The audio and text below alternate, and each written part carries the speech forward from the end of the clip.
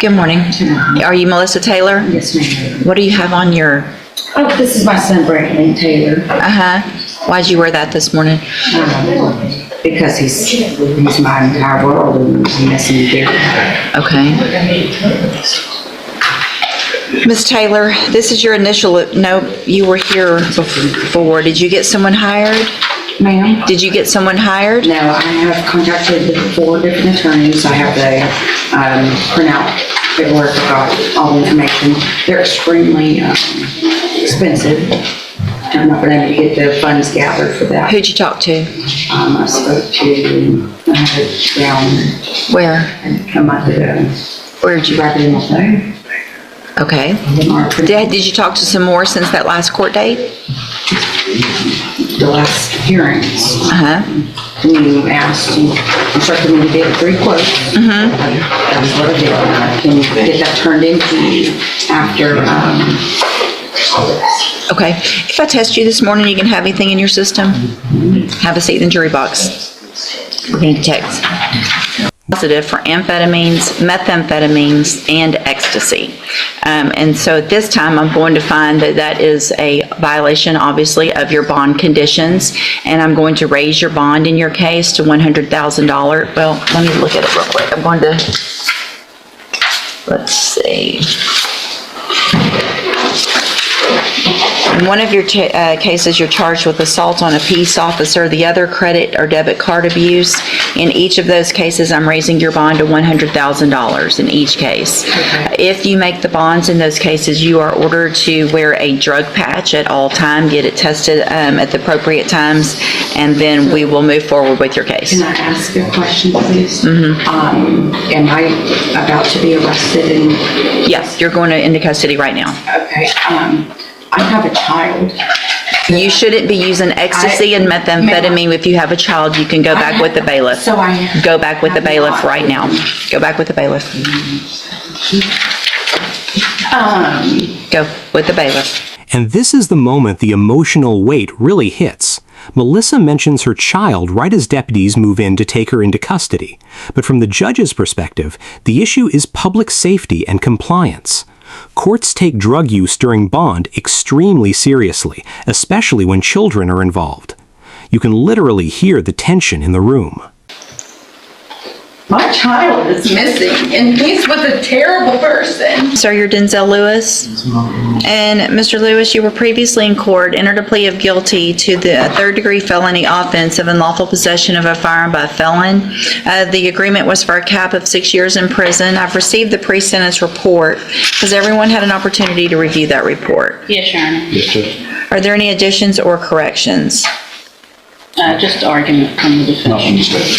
In addition, I have received the jail incident reports, which have been turned over to counsel. Have you both had an opportunity to review those? I have. Also, I have received this morning and now reviewed, it looks like 4 letters of support that Ms. Holmes brought today. Mr.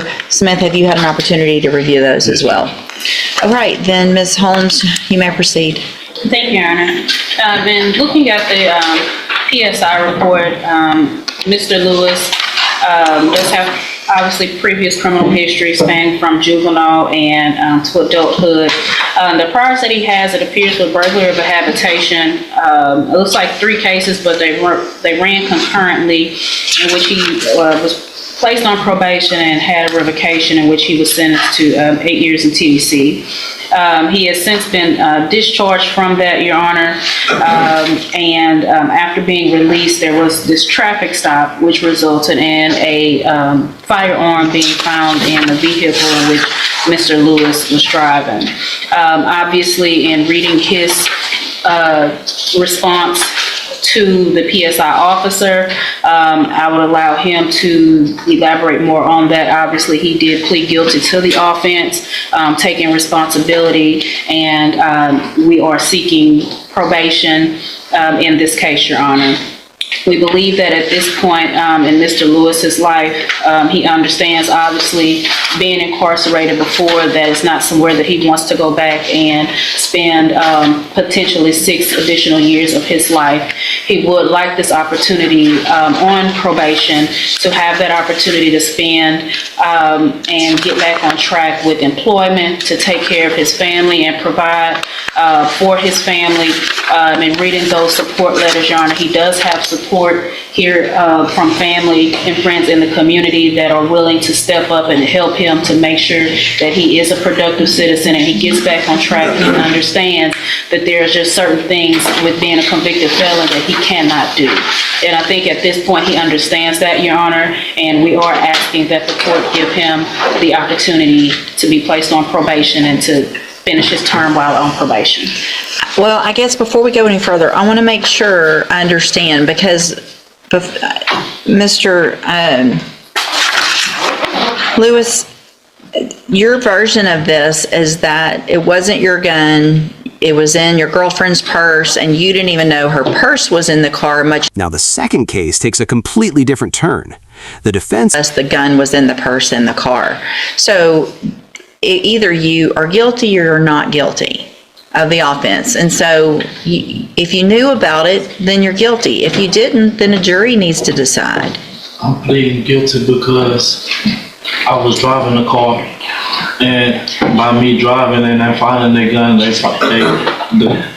But the law, that's not what the law is. Yes, ma'am, I Okay? understand. So you don't get to just take a deal or plead guilty because that's what you want to do. When you were here before, you stood in front of that clerk, you put your hand up, swore that you were going to tell the truth, and I said, are you pleading guilty freely and voluntarily, or are you pleading guilty because you did what they charged you with? I was, and I still am. Okay. Judge, I think he's been given probation before. It was not successful. He's been revoked. The actions in the jail clearly show he doesn't have any respect for authority or rules. I don't feel like he's a proper candidate for probation, so we're asking for a 6-year sentence in TDC. So, Mr. Lewis, one thing I noticed in several of these letters that friends and family members said, I think 3 of them actually used the word respectful, that you're a respectful young man. What has been going on in our jail is the furthest thing from respectful that I've seen. The number of times, and the fact that I have to say this out loud, the number of times that you choose to masturbate in front of the officers on purpose is ridiculous.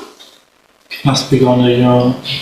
Sure. The case wasn't on me. Somebody else had a case, and the woman even talked to the lieutenant to get it removed off of my file, but it still shows up. There was not on me. If somebody. It's more than one time. But So hold on. So on April 14th, let's just go through them. On April 14th, you were in trouble for not being in your bunk, that you had been given several orders to go to your bunk. You proceeded to walk around yelling, "Bitch, stop talking to me." So that's from April 14th, last week.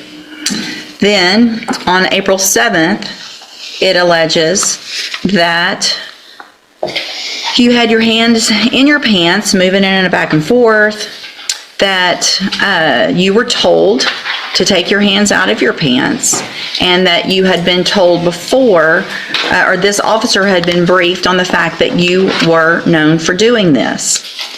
Your response, according to this, is that that person should have asked the officers how big your penis, anyway. Since they want to be talking about you, they should have told them about that too.